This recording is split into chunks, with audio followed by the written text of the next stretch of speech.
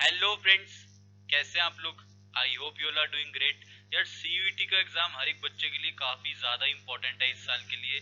लेकिन बच्चों के माइंड में ये भी काफी ज्यादा क्वेरीज आ रही है कि कैसे हमारा पेपर सॉल्व होगा, क्या इसका पैटर्न रहने वाला है, क्या कट ऑफ होगी, क्योंकि पहली बार ये एग्जाम हो रहा है। तो किस तरीके से बच्चों को अटेम्प्ट करना चाहिए, क्या उनका सिलेबस है, पैटर्न है, क्या स्ट्रेटेजी होनी चाहिए और कट ऑफ क्या रहने वाली है टॉप कॉलेजेस की, मैं आपको सारी चीजें बताता हूँ। My name is Harsh Thapar, I am a commerce graduated teacher and let's start.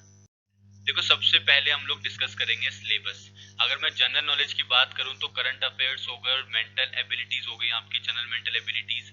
इन सबको दो पार्ट्स में डिवाइड कर दिया उसने आपके जीके के सेक्शन को। देखो बेसिकली होता क्या है, जीके वैसे भी दो पार्ट्स में डिवाइडेड होती है। एक होती है आपकी स्टैटिक जीके, जो सेम रहती है, हमेशा बदलती नहीं है। जैसे कितने स्टेट्स हैं इंडिया में, हिस्ट्री क्या है इंडिया की, वो सब चीजें स्टैटिक जीके में आती है। कुछ होते हैं करंट अफेयर्स, जो चेंजेस हुए हैं, ठीक है। अभी फाइनेंस मिनिस्टर कौन है, सबसे पहला फाइनेंस मिनिस्टर कौन था, क्या था, वो सब चीजें करंट अफेयर्स में आती है। तो स्टैटिक जीके भी आपकी अच्छी होनी चाहिए और करंट अफेयर्स भी आपके अच्छे होने चाहिए। और एक बात याद रखो, कोई भी बच्चा दुनिया में ऐसा नहीं होगा जिसको पूरी जीके आती होगी।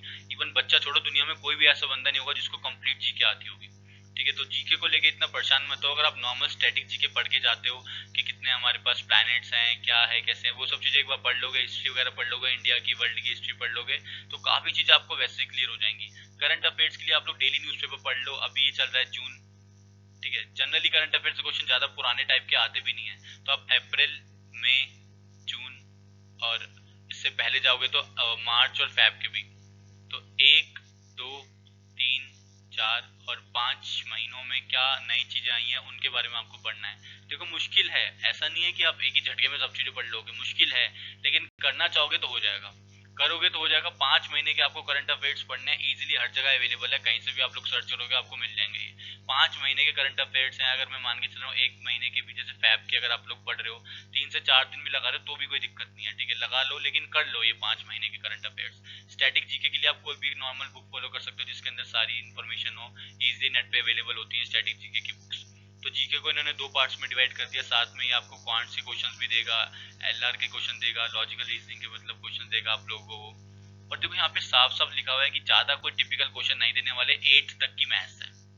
8th तक की मैथ्स है, कोई इतना ज्यादा कॉम्प्लिकेशंस नहीं है। प्रॉफिट एंड लॉस हो गया, बोर्ड्स एंड स्ट्रीम्स हो गया, पाइप्स एंड सिस्टम्स हो गए, नॉर्मल तरह के क्वेश्चंस ही होते हैं, मेंसुरेशंस हो गए, ज्योमेट्री हो गई। 8th तक की भी मैथ्स नहीं कर पाओगे तो बताओ कैसे करोगे फिर, बताओ। अगर हम लोग 8th तक की मैथ्स नहीं कर पा रहे, हम 12th के स्टूडेंट है, तो हम कैसे करेंगे। तो ज्यादा मुश्किल नहीं है, इसको लेके तो बिल्कुल ही परेशान मत हो, मैथ्स को लेके तो, ठीक है।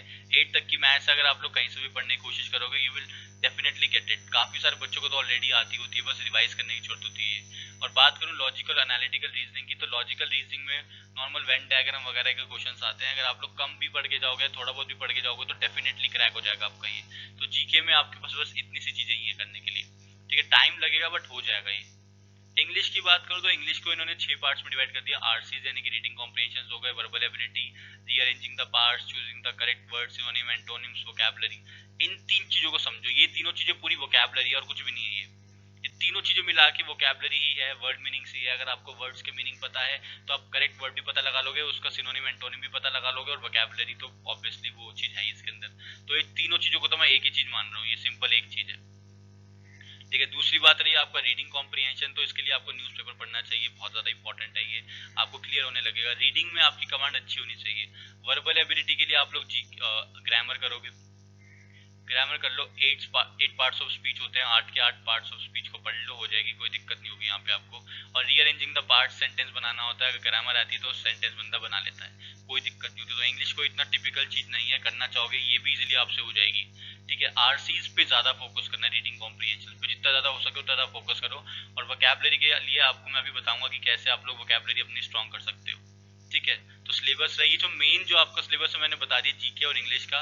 बाकी जो डोमेन सब्जेक्ट्स हैं आप लोगों के, उनका मैं आपको नीचे लिंक डिस्क्रिप्शन दे रहा हूँ, आप लोग जाके देख लो डोमेन सब्जेक्ट्स का क्या सिलेबस रहने वाला है। जो भी आप लोगों ने क्लास 12 में पढ़े हैं सब्जेक्ट्स वही है और कुछ नहीं है, लिंक डिस्क्रिप्शन में है, जाके सिलेबस डाउनलोड कर लो। अकाउंट्स, इको, मैथ्स, बीएसटी और फिजिकल एजुकेशन हो गया, साइंस में बायोलॉजी हो गया, केमिस्ट्री हो गया, सबका सिलेबस है। लिंक डिस्क्रिप्शन में जाके डाउनलोड कर लो आप लोग और देख लो, कोई इतनी दिक्कत नहीं आएगी। 12th में जो आपने बेसिकली पढ़ा है वो है, और थोड़ा बहुत 11th का है, ना के बराबर है 11th का, ज्यादातर पोर्शन 12th का ही। 90% 12th की जो आपकी एनसीईआरटी बुक है उसमें से है, और अराउंड 10% होगा 11th का डोमेन सब्जेक्ट्स में। सब्जेक्ट्स में 11th का है ही नहीं, ठीक है। तो डोमेन कोई इतना ज्यादा मुश्किल चीज नहीं है। पैटर्न की बात करूं तो पैटर्न अगर आप लोग देखोगे तो यहाँ पे आपको दिखेगा कि 2 स्लॉट है आप लोगों के पास, स्लॉट 1 और स्लॉट 2। 3 घंटे 15 मिनट का पहला स्लॉट है, 3 घंटे 45 मिनट्स का दूसरा स्लॉट है। नंबर ऑफ क्वेश्चंस की बात करें, अगर आप इंग्लिश ले रहे हो तो 40 क्वेश्चन ही करने हैं आप लोगों को 50 में से, ठीक है। 50 में से 40 क्वेश्चन करने हैं। डोमेन की बात करूं तो यहाँ भी आपको 40 क्वेश्चन ही करने हैं 50 में से। जीके यानी कि जनरल टेस्ट की बात करूं तो इसमें क्वांट्स एलआरडीआई सब कुछ मिला के है, तो आपको 60 क्वेश्चन करने हैं 75 में से, ठीक है। ज्यादा चीजें इसमें, इसलिए आपको 60 क्वेश्चन अटेम्प्ट करने पड़ रहे हैं यहाँ पे। 3 सेक्शंस हो गए आपके, लैंग्वेज हो गया, डोमेन हो गया और जनरल हो गया। 13 लैंग्वेजेस आप कोई भी एक्सेप्ट कर सकते हो। आपने फॉर्म भरा है ऑब्वियसली, तो आपने सिलेक्ट कर ली होगी। यहाँ पे पैटर्न यहाँ भी लिखा हुआ है, देखो 50 में से 40 क्वेश्चन करने हैं, आपको 45 मिनट्स मिलेंगे। 45 मिनट्स में आपको 40 क्वेश्चन करने, कोई बड़ी बात नहीं है ये। 45 मिनट्स में 40 क्वेश्चन करने हैं, हर मिनट में एक क्वेश्चन कर दो, हो जाएगा आपका काम इजीली। सेक्शन 2 की बात करें तो ऑब्वियसली उसमें डोमेन सब्जेक्ट्स हैं, 45 मिनट्स मिलेंगे 40 क्वेश्चन करने के लिए। डोमेन में आप लोगों की कमांड अच्छी होती है, हो जाएगा, 1 मिनट में क्वेश्चन को खत्म कर देना आप। जनरल टेस्ट की बात करूं तो 60 मिनट 60 क्वेश्चन, हर एक मिनट मिलेगा।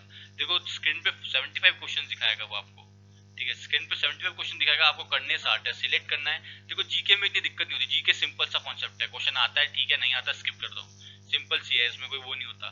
दिक्कत आती है मैथ्स वगैरह में कि कभी कभार क्या लगता है कि क्वेश्चन हो भी सकता है, नहीं भी हो सकता है। अगर आपको लग रहा है कि डाउट में क्वेश्चन है तो मत करो अभी उसका टाइम, पहले जो क्वेश्चन आ रहे हैं वो कर लो फटाफट से। 40 क्वेश्चन करने 45 मिनट से, 10 क्वेश्चन को आपको बिल्कुल भी अटेम्प्ट नहीं करना है, और वो 10 क्वेश्चन पहचानना बहुत इंपॉर्टेंट है आपके लिए, ठीक है। अब बात करते हैं स्ट्रेटेजीज की। वैसे मैंने काफी सारी स्ट्रेटेजीज आपको पहले भी बता दी सिलेबस और पैटर्न में।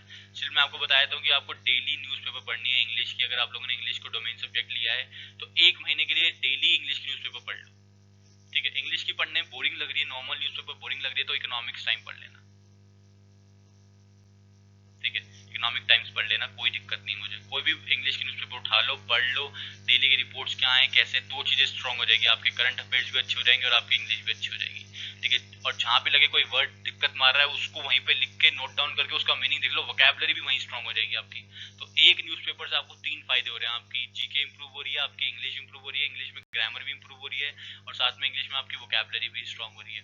तो एक न्यूज़पेपर आपके लिए कितना कुछ करके जा रही है। देखो बोरिंग लगता है पढ़ने में, नो डाउट, मुझे पता है नहीं पढ़ी जाती है।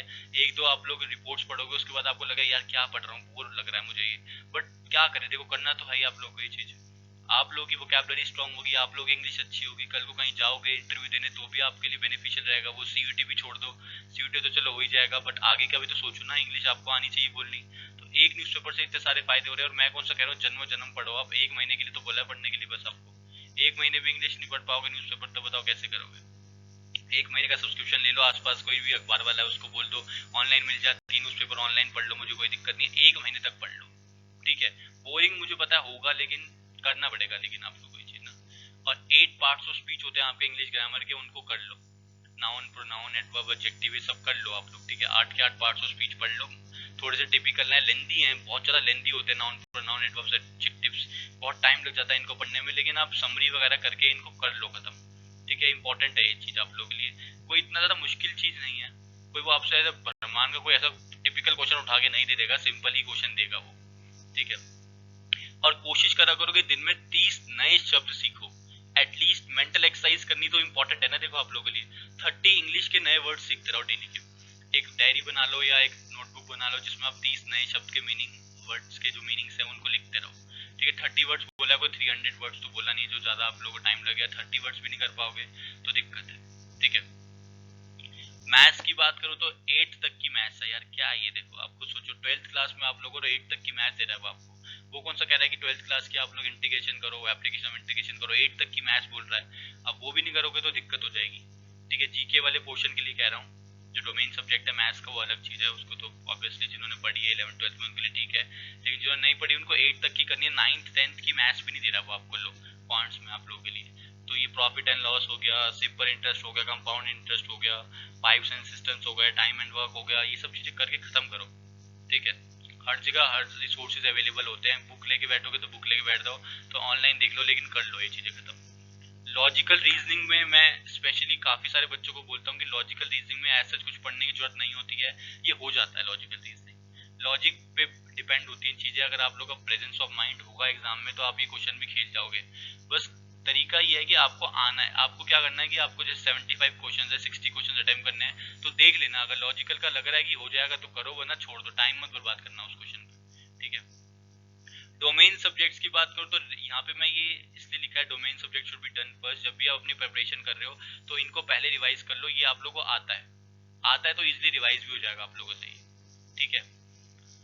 देखो बेसिकली जो एग्जाम है सीयूटी का पहली बार हो रहा है तो ये इजी टू मॉडरेट होगा, कोई टिपिकल एग्जाम नहीं रहने वाला है, डिफिकल्ट नहीं होगा, ये मैं इस चीज की आपको गारंटी दे सकता हूँ कि एग्जाम डिफिकल्ट नहीं होने वाला है, इजी टू मॉडरेट होगा। इजी से लेके मॉडरेट के बीच में आप लोगों का एग्जाम आएगा, हो जाएगा आप लोगों से। बट शर्त ये है कि एग्जाम की रिविजन करो, प्रैक्टिस करो, प्रैक्टिस करनी बहुत जरूरी है, ऑनेस्टली प्रैक्टिस करो, ईमानदारी से अपनी तैयारी करो, आपका एग्जाम 100% क्रैक हो जाएगा, ठीक है। और जब भी पेपर अटेम्प्ट करोगे तो पहले के क्वेश्चन पहले अटेम्प्ट मत करना, एग्जामिनर आपको वहीं फंसाना चाहता है, शुरू में वो जान के मुश्किल क्वेश्चन दे देगा एक दो, ताकि आप लोगों का आगे के क्वेश्चन भी आप लोगों की जो साइकोलॉजी है वो खराब हो जाए, आप लोगों को लगे कि पेपर नहीं हो रहा, पेपर मुश्किल है और दिक्कत हो जाए आप लोगों को, वही वो चाहता है आप लोगों से, ठीक है। वही चीज नहीं करनी है आपको, क्या करना है पहले के शुरू के जो क्वेश्चन है उनको स्किप कर देना, तीसरे चौथे या पांचवें क्वेश्चन से स्टार्ट कर लेना, गेटिंग इट।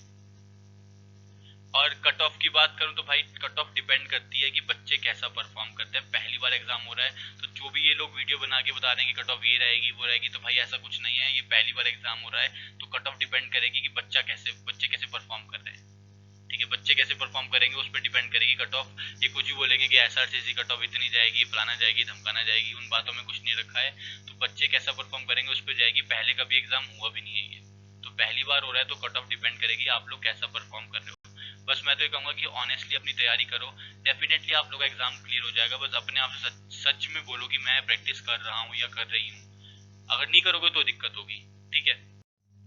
अगर वीडियो पसंद आई तो वीडियो को लाइक कर देना, चैनल को सब्सक्राइब कर देना, साथ में लगे बेल आइकन को प्रेस कर देना, इन सब चीजों को पैसे लगते नहीं है वीडियो लाइक करने के और चैनल सब्सक्राइब करने के, नए हो तो सब्सक्राइब कर दो, पुराने हो तो वीडियो को लाइक तो देखो करना ही है, ठीक है, कर देना। तब तक के लिए all the very very best, thank you.